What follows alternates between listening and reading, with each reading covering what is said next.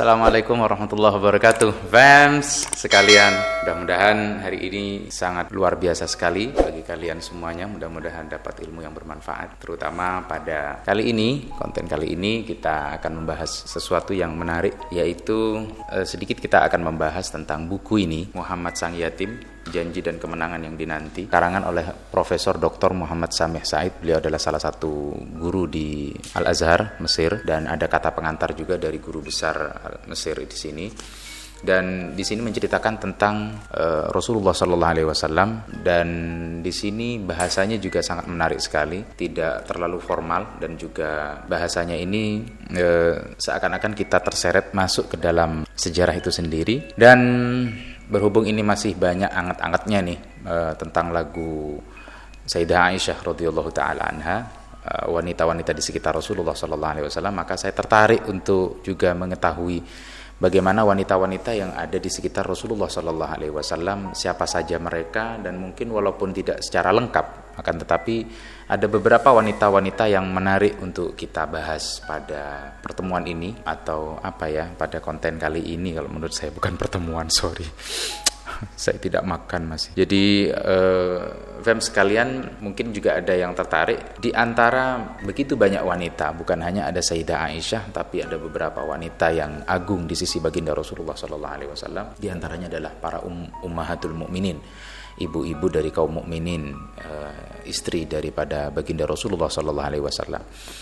Dan di dalam membahas tentang istri-istri baginda Rasulullah sallallahu alaihi wasallam, tentunya tidak terlepas dari pernikahan ya. Di sini dikatakan adalah pernikahan yang dilalui oleh Rasulullah sallallahu alaihi wasallam terdiri dari dua tahap. Pertama, periode pernikahan dengan arti menyeluruh, yakni menyatunya rasa cinta dan perasaan antara dua pihak. Pernikahan ini telah dialami oleh beliau hanya dengan the one and only Sayyidah Khadijah radhiyallahu taala selama 25 tahun. Wow. 25 tahun. Dan selama 25 tahun itu Rasulullah sallallahu alaihi wasallam tidak menikah lagi, fans. Selama 25 tahun, enggak lirik ke kanan dan ke kiri, enggak jelalatan. Rasulullah ini Masya Allah tabarakallah. Dan periode kedua, pernikahan lebih didasarkan atas maslahat, atau disebut juga pernikahan politik. Dialami oleh beliau dengan beberapa wanita-wanita di sekitar baginda Rasulullah sallallahu alaihi wasallam. Walaupun hati beliau ini terpaut hanya kepada Sayyidah Khadijah, tapi sesudahnya beliau menjadikan rumahnya sebagai tempat bernaung para janda. Tuh, fans sekalian, kalian semua nih, kalau ada yang masih termakan nih sama omongannya orang-orang yang mengatakan bahwa Rasulullah ini doyan wanita, apalagi janda-janda, tuh, listen to yourself, dengerin kalian sendiri bahwa kalian ini yang mengatakan bahwa Rasulullah ini gila perempuan, dengarkan ini dengan baik-baik. Dan Rasulullah ini setelah menikah dengan Sayyidah Khadijah, tidak ada wanita yang lebih dicintai oleh Rasulullah daripada Sayyidah Khadijah radhiyallahu taala anha wa ardhaha. Bayangkan Sayyidah Khadijah yang beliau ini mulai dari awal mendakwahkan Islam bersama dengan Sayyidah Khadijah yang beriman pertama kali di kalangan para wanita. Beliau ini, Sayyidah Khadijah, berani mengorbankan segala sesuatunya, bahkan termasuk diri beliau sendiri. Bukan hanya harta bendanya beliau, Sayyidah Khadijah. Mulai dari punya duit, banyak duit, sampai nggak ada duit sama sekali, sampai udah bokek bener nih Sayyidah Khadijah, hanya tinggal baju satu yang dipakai oleh beliau. Bahkan sampai Sayyidah Khadijah juga pernah mengatakan, wahai Rasulullah, jika dalam dakwahmu engkau kekurangan sementara aku telah mati, maka ambillah kain kafanku, au la'alla shawab, ataupun di dalam keterangan yang pernah saya tahu bukan kafan tapi baju daripada Sayyidah Khadijah sendiri, suruh ambil dan suruh jual untuk kepentingan dakwah baginda Rasulullah. Gimana enggak cinta yang sangat-sangat banget kepada Sayyidah Khadijah radhiyallahu taala anha. Dan Sayyidah Khadijah memang termasuk janda, dan bukan karena apa ya, tapi Sayyidah Khadijah ini beliaulah yang menjadi muara kasih sayang bagi Rasulullah. Hikmahnya yang ada di dalam buku ini dikatakan, hikmahnya apa? Sayyidah Khadijah menjadi pengganti daripada ibu Rasulullah sallallahu alaihi wasallam. Rasulullah ditinggal oleh ibundanya Sayyidah Aminah, otomatis menjadikan Rasulullah ini termasuk orang yang kehilangan sosok ibu. Dan yang menggantikan adalah Sayyidah Khadijah. Bukan secara bukan secara resminya ya, maksud saya menjadi ibu sekaligus istri, tidak maksud saya. Maksudnya dalam hal kasih sayangnya Sayyidah Khadijah telah menjadi wanita tersebut, menjadi pelindung bagi Rasulullah, tempat curhat bagi baginda Rasulullah sallallahu alaihi wasallam. Subhanallah, luar biasa. Dan beralih dari Sayyidah Khadijah, ketika sepeninggal Sayyidah Khadijah, bagaimana kecewanya Rasulullah sallallahu alaihi wasallam, bagaimana sedihnya Rasulullah sallallahu alaihi wasallam, tidak kecewa kepada Allah tapi merasa bahwa siapa lagi yang akan membantu beliau dan lain sebagainya, perasaan beliau yang berkecamuk seperti itu. Sayyidah Khadijah meninggal, ditambah lagi dengan pamanda beliau Sayyidina Abu Thalib di tahun yang sama, yang kemudian dicatat di dalam sejarah, ditulis oleh banyak para ahli sejarah termasuk ahli-ahli hadis, yang dikatakan sebagai amul huzn ataupun tahun kesedihan bagi Rasulullah sallallahu alaihi wasallam. Ini menarik untuk dibahas Sayyidah Khadijah dalam hal kesetiaannya Rasulullah sallallahu alaihi wasallam, bahwa setua apapun, sesepuh apapun calon ataupun istri bagi kita, walaupun terpaut jauh daripada kita ataupun mungkin di bawah kita ataupun yang setara dengan kita, istri-istri kita lah, yang punya istri loh ya, yang punya istri atau yang masih belum punya istri, kalau udah cukup umur segeralah ya kalian lamar dengan baik-baik. Jangan sampai nunggu karatan yang sorry. Aduh, ngomong apa sih? Jadi kesetiaan bagi Sayyidah Khadijah dan Rasulullah sallallahu alaihi wasallam ini yang patut ditiru, fam sekalian. 25 tahun. Nah, ini banyak nih yang 25 tahun, udah pernikahan 25 tahun, aslinya kalau masih 1 tahun tulisannya sayang, tulisannya yayang, bebek atau apa deh ya, dan lain sebagainya. Apalagi yang masih pacaran, please saya catat, kalian harus catat juga tuh, jangan pacaran, titik. Pacaran tuh yang lebih nikmat kalau pacaran di dalam nikah.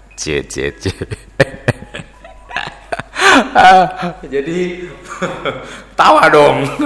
Jadi ini yang menjadi hal yang menarik, kesetiaan. Baru yang kemudian yang kedua yang saya katakan tadi, bahwa ada hikmah. Rasulullah bukan gila janda, please deh, jangan ngomong kalau Rasulullah itu gila janda, please banget. Karena setelah Rasulullah menikah, sepeninggal Sayyidah Khadijah, dalam kesedihan yang luar biasa, belum terobati hatinya karena ditinggalkan oleh sosok istri yang menjadi muara kasih sayang sebagaimana ibu bagi Rasulullah. Ini Rasulullah pun masih menikah dengan seorang janda yang lain. Siapa itu? Sayyidah Saudah. Sayyidah Saudah binti Zam'ah. Sayyidah Saudah ini yang menawarkan adalah Sayyidah Khawlah binti Hakim. Khawlah binti Hakim ini seorang wanita tua yang sangat renta sekali, dan saking mulianya Sayyidah Khawlah ini, pernah beliau ini mengadu. Jadi ini satu wanita lain yang berada di sekeliling Rasulullah.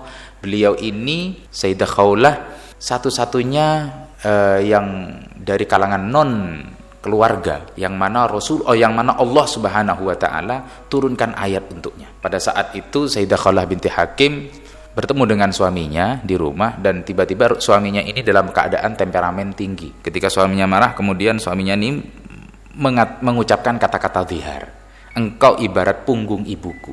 Di zaman jahiliyah, zihar ini menjadi tolak, ya. Sementara ini oleh Rasulullah sallallahu alaihi wasallam dengan adanya Sayyidah Khawlah ini, akhirnya Sayyidah Khawlah ini datang kepada Rasulullah sallallahu alaihi wasallam mengadukan ceritanya ini kepada Rasulullah, sehingga Rasulullah awalnya beliau ini mengatakan, wahai Khawailah, kata Rasulullah, anak pamanmu itu adalah, artinya beliau ini nikah dengan sepupu ya, Sayyidah Khawlah, anak pamanmu itu adalah seorang laki-laki yang telah tua, maka bertakwalah engkau kepada Allah terhadap suamimu. Nah, begitu. Jadi Sayyidah Khawlah ini sudah sepertinya akan putus asa, tapi beliau tidak putus asa, sehingga demi Allah aku tidak beranjak dari sisi Rasulullah sampai turun Al-Quran, sehingga pada waktu itu turunlah, benar-benar turun oleh Allah Subhanahu wa taala, diturunkan apa? Qad sami'allahu qawla allati tujadiluka fi zawjiha wa tashtaki ila Allah. Telah mendengar Allah Subhanahu wa taala ucapan dari seorang wanita yang telah mengadukan suaminya dan mengadukan kepada Allah Subhanahu wa taala. Ini Sayyidah Khawlah. Sayyidah Khawlah lah yang menawarkan Sayyidah Aisyah kepada Rasulullah, namun Rasulullah menolak karena masih kecil. Dicatat itu, nanti akan dibahas di kemudian hari. Kemudian Sayyidah Khawlah ini menawarkan Sayyidah Saudah. Terakhir, Sayyidah Saudah binti Zam'ah ini adalah seorang janda. Beliau ini ditinggal oleh suaminya yang bernama Sukron bin Amr yang ikut berhijrah ke Habasyah kemudian wafat. Sayyidah Saudah menghadapi cobaan hidup yang berat, terasing di Habasyah dan kemudian menjadi menjanda. Akhirnya Rasulullah bersimpati kepada beliau, dan ketika disebutkan oleh Sayyidah Khawlah tentang Sayyidah Saudah ini, Rasulullah pun menjadi iba. Atas kebaikan Rasulullah, Sayyidah Saudah ini dinikahi oleh Rasulullah SAW. Namun Rasulullah ini merasa tidak seperti biasa kepada Sayyidah Saudah, tidak merasakan bahwa ia sebagai istri, sehingga ketika Rasulullah dalam detik-detik akan menceraikan Sayyidah Saudah ini kemudian dia mengatakan, jangan ceraikan aku akan memberi jatah malam-malamku kepada Aisyah jika engkau mau, sesungguhnya aku tidak lagi menginginkan apa yang diinginkan oleh perempuan. Subhanallah, ketulusan dari seorang janda, seorang wanita yang ingin berada di sisi Rasulullah SAW hingga akhir hayat Rasulullah SAW. Ini juga menjadi catatan bagi wanita manapun kalian, fans, wanita manapun kalian, cewek manapun kalian, bisa menjadi catatan bagi kalian. Kesetiaan kalian kepada suami harus benar-benar teruji dikala banyak sekali cobaan-cobaan terjadi. Catat itu. Dan ini adalah sebagian kecil. Sayyidah Khadijah, kemudian Sayyidah Khawlah, kemudian Sayyidah Saudah yang berada di sekeliling Rasulullah, yang pernah berinteraksi dengan baginda Rasulullah SAW. Mudah-mudahan kita semua bisa mencontoh beliau-beliaunya, dan kita akan membahas di konten-konten selanjutnya tentang wanita-wanita yang berada di sisi baginda Rasulullah SAW. Itu saja. Kalau ada yang perlu kalian bicarakan, ada yang perlu kalian bincangkan tentang konten hari ini, kalian tinggal tulis saja di konten bawah sini, maksud saya di komentar bawah sini.